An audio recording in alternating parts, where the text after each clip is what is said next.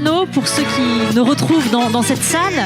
Une journée sous le signe de l'intersectionnalité, mot compliqué, interdisciplinarité. On a eu la chance d'avoir des intervenants de haute voltige aujourd'hui. Je pense notamment à François Gémens. Je ne sais pas si vous avez eu l'occasion d'assister à son laïus détonnant.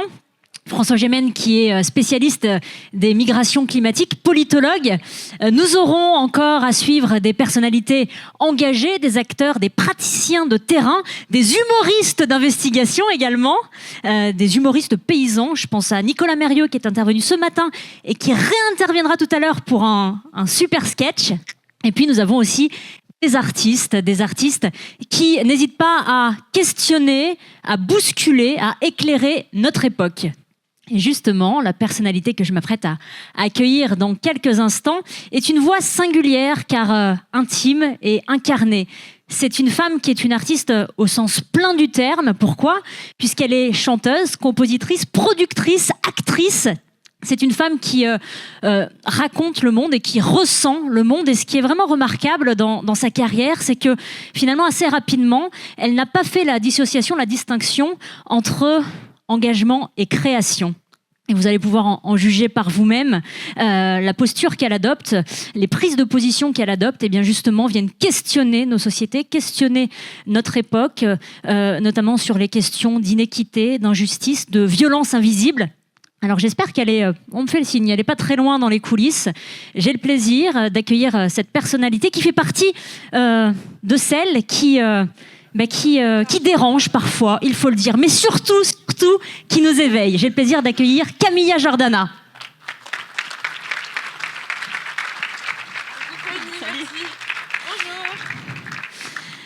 Bonjour Camilla, avec le petit café. Ah oui, c'est plus raisonnable. Bonjour tout le monde, vous allez bien ? La salle est plutôt remplie, donc ça c'est même plus que rempli, puisque regardez, il y a des gens qui n'ont pas trouvé de place assise. N'hésitez pas à vous asseoir, il y a quelques petites places encore devant, vous serez peut-être plus à l'aise. Hein. Exactement. Et on vous en voudra pas si vous devez filer à un moment, tout ça. Au moins, ce sera plus confort, quoi. Non ? Bon.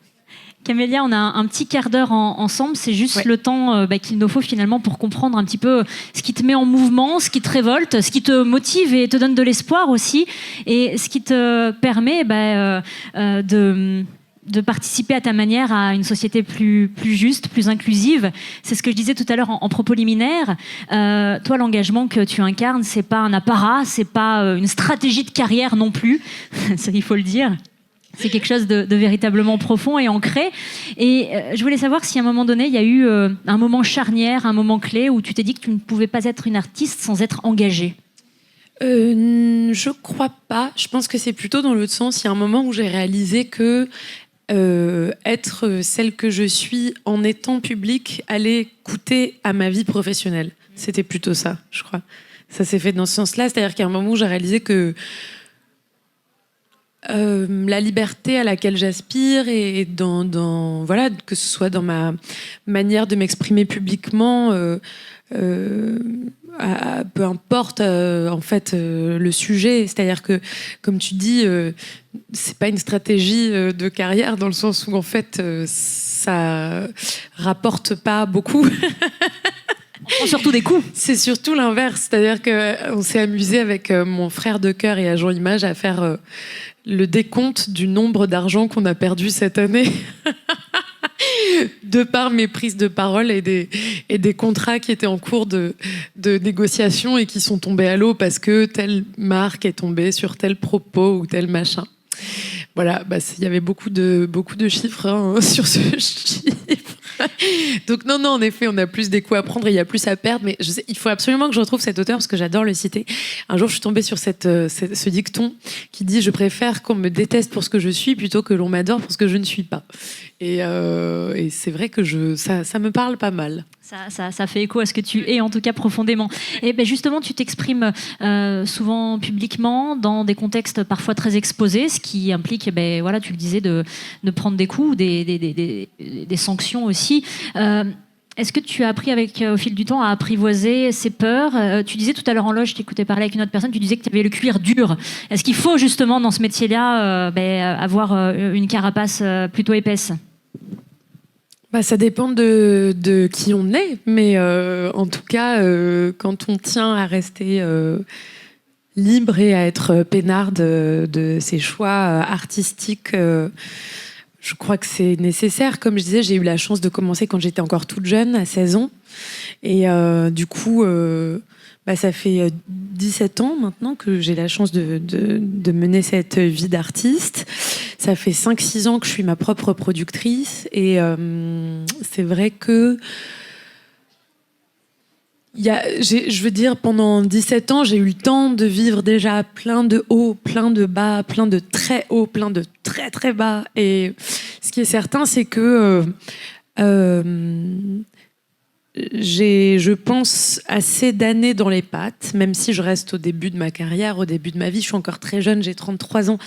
Mais pour autant, je pense que j'ai traversé quand même quelques machins qui font que je me sens assez tranquille avec la notion de carrière, d'ailleurs que j'aime mieux voir comme une espèce de chemin et de parcours avec lequel je suis assez tranquille parce que voilà, je sais qu'il est sinueux et je sais qu'il y a des moments où c'est douloureux et il y a des moments où c'est très joyeux, il y a des moments où on est bien accompagné, il y a des moments où on l'est pas du tout, il y a des moments où on est très seul aussi.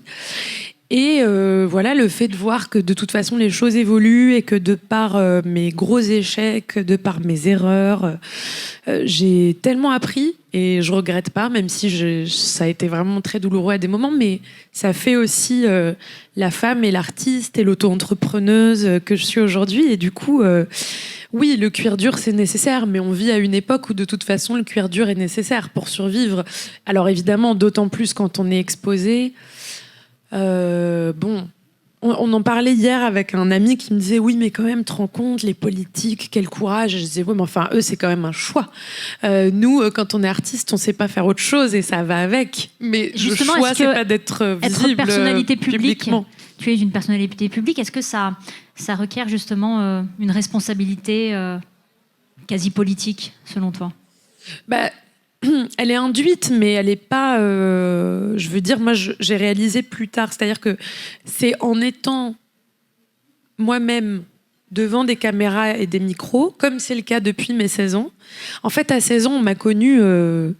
À 16 ans, on est une jeune fille, en fait. On est une jeune femme, donc on est en pleine construction. Même si le cerveau et les positions et tout est en évolution toute la vie, mais à 16 ans, on est encore dans l'œuf, quoi.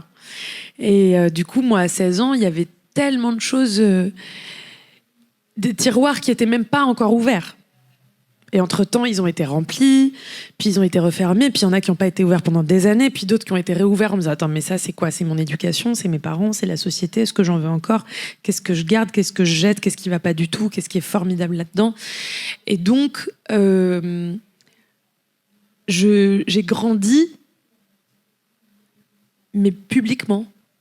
Donc, le moment où j'ai parlé de choses, la première fois où c'est devenu quelque chose de national, on s'est dit oh là là, mais ça y est là. Tu peux nous rappeler quelle était la cause? Oui, c'était. Il y en avait eu plein ce soir-là. Bon, il y en a une qui a cartonné, hein. Plus que les autres. C'était la question des violences policières dans notre pays. Et mais ce soir-là, moi, je revenais du confinement, comme nous tous et toutes. J'avais passé 3 mois à faire plein de choses, mais notamment à suivre les informations depuis mon téléphone. Et donc, ce soir-là, sur le premier épisode post-premier confinement de On n'est pas couché, on a parlé tous ensemble et tout ensemble d'écologie. On a parlé de féminisme. On a parlé de l'intermittence. On a parlé donc des violences policières. On a parlé des infirmières qui manifestaient justement juste après le premier confinement, de tout le corps médical qui manifestait, tout ça. Donc il y avait eu tellement de sujets en fait sociaux et sociétaux évoqués ce soir-là. Je n'étais pas très inquiète, moi. Et puis en fait... C'est ressorti. C'est ressorti parce que le ministre de l'Intérieur m'a répondu sur Twitter. Enfin bon, c'est devenu un truc un peu énorme. Mais ce que je veux dire, c'est que... Mais pas un bad buzz pour autant. Ouais, ça dépend de quel angle on se place, finalement. D'un point de vue professionnel, financier, tout ça, si, c'était très, très bad. Parce que je me suis quand même retrouvée boycottée des playlists, alors que mon titre était le plus écouté cette année-là, facile, et qui précédait la sortie de l'album. Donc généralement, quand on sort un album après un tel succès, l'album, il est disque d'or en 3 semaines, etc. Et en plus, c'était le moment où, comme on dit dans le jargon, on switchait, c'est-à-dire qu'on passait au deuxième extrait de l'album, au titre d'après, qui s'appelait Silence. Et en fait, les radios non seulement elles ont sorti facile, mais en plus, elles n'ont pas du tout switché. Et elles n'ont pas du tout joué le deuxième extrait, parce qu'en fait, tout le monde, elles se faisaient toutes harceler si mon nom ou ma tête passait sur les fréquences en question par plein de gens qui n'avaient pas envie d'entendre parler de moi suite à mes propos. Et donc non, ça a été professionnellement plus que bad. Ça a été une espèce de punition comme ça. Pour autant, tu t'es pas dit je calme le jeu et mes engagements, je les mets sous cloche. Enfin, tu parlais tout à l'heure d'écoféminisme, en tout cas de féminisme, d'écologie. Tu parles aussi beaucoup de justice sociale de manière très incarnée. Ça signifie quoi pour toi, justice sociale ? En fait, sur le moment, j'ai pas eu trop Pendant un temps, moi, ce que je me suis dit, c'est que du coup, c'était trop chouette parce que ça mettait la lumière sur des sujets qui me paraissaient importants. Et puis, c'était quand même il y a 6 ans. Et il y a 6 ans, la question des violences policières, elle n'était pas aussi populaire. Le terme est très chelou, mais je veux dire, c'était pas un sujet populaire en fait en France quand on en parlait. Ça restait tout aussi clivant qu'aujourd'hui, mais je veux dire, c'était beaucoup moins fréquent. C'était quelque chose vraiment de très militant. Quand on parlait des violences policières, on parlait de Assa Traoré, et donc à part les militants et les syndicats de police, c'était pas forcément des sujets dont on entendait beaucoup parler comme aujourd'hui où il y a eu entre-temps des décès comme celui de George Floyd, celui de Naël. Enfin voilà, ce sont des cas, des histoires qui ont fait que c'est resté, et tant d'autres malheureusement, qui ont fait que c'est devenu quand même très central dans la société française, entre autres. Mais du coup... non, je me suis pas dit il faut que je parle ou il faut que je parle pas, parce qu'en fait à ce moment-là, moi j'étais en promotion pour mon album, donc j'allais faire le tour des plateaux que je voyais depuis mes 16 ans, avec des journalistes que je côtoyais du coup depuis mes 16 ans pour parler de mon travail, qu'il soit musical ou cinématographique ou théâtral ou autre. Sauf qu'à ce moment-là, quand les journalistes me disaient vous allez bien et que je disais oui, derrière il y avait 30 articles de 30 médias différents qui disaient elle revient sur la polémique. Alors que je ne revenais pas sur la polémique, que parfois on m'en parlait, parfois je répondais, parfois on m'en parlait pas. Et donc en fait on se rendait compte que c'était plus entre mes mains ce que je racontais. Et donc j'ai été obligée de non pas ne plus parler de ces sujets-là, mais simplement ne plus parler tout court. Parce que même si je parlais de ma musique, on ne parlait plus de ma musique, mais en fait c'était devenu juste de l'argent pour les clics, pour les médias, pour les trucs, parce qu'il y avait mon nom. Et que donc à ce moment-là, mon nom, il y avait Covid et il y avait violence policière. Donc c'est devenu un truc énorme. Donc non, à ce moment-là, la question s'est pas posée de est-ce que je peux encore continuer à parler ou non. C'était surtout que j'ai dû me taire tout court et donc arrêter de parler de ma musique, de mon album que je travaillais depuis 4 ans et donc jeter à la poubelle 4 années de travail, et pas que le mien, le travail de toute une équipe artistique, de toute une équipe marketing. Et ça, c'était très, très violent et très, très douloureux. Ça, c'était hyper dur. S'engager, se positionner n'est pas sans risque.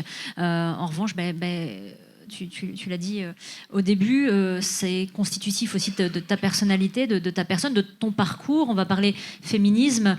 Quelle forme prend le féminisme dans ta vie ? On a l'impression aussi que c'est quelque chose qui est lié à ton histoire. On parlera d'écoféminisme juste après, mais le féminisme aussi, est-ce que c'est une notion qui a fait son chemin dans ta vie ? Oh que oui. Déjà, quand le féminisme est entré dans ma vie, je pense que c'est très lié à MeToo. Il y a 7-8 ans maintenant, parce que suite à MeToo, avec 1000 conversations, toutes les femmes, la majorité des femmes ont eu des prises de conscience de ce qu'elles avaient vécu, des témoignages qu'on venait leur apporter, et en fait ça a été une révélation de me dire waouh, mais en fait comment il peut y avoir un tel niveau d'inconscience sur ces sujets-là et un tel manque de connaissances de ma part sur ces sujets-là. Et donc, ça m'a donné envie humblement de m'y intéresser pour essayer de comprendre, parce que je me rendais compte que c'était des sujets que je maîtrisais pas du tout. Et puis, au fur et à mesure, du coup, en cherchant, non seulement je me suis rendu compte que je les maîtrisais pas, mais en plus de ça, je me suis rendu compte des inégalités quotidiennes que toutes les femmes vivaient, que ce soit dans le monde entier ou même chez nous en France. Et donc ça m'a éduquée, ça m'a fait prendre conscience aussi de ma propre misogynie, de ma propre haine des femmes de l'époque avec laquelle j'avais grandi, que ce soit à la maison, que ce soit dans la société, que ce soit avec l'éducation à l'école, les réflexes entre amis, les gens avec lesquels je travaillais, les milieux dans lesquels j'évoluais déjà depuis une dizaine d'années et tout ça. Et donc ça m'a vachement étonnée parce que je me suis dit waouh, mais en fait moi-même je suis extrêmement misogyne.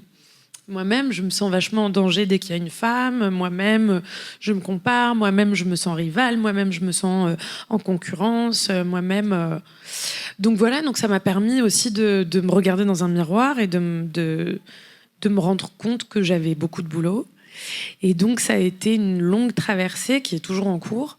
Mais bon, il y a quand même une grosse première partie qui a été faite. Et donc, oui, ça a été beaucoup d'apprentissage. Rééducation presque. Une rééducation, même une éducation.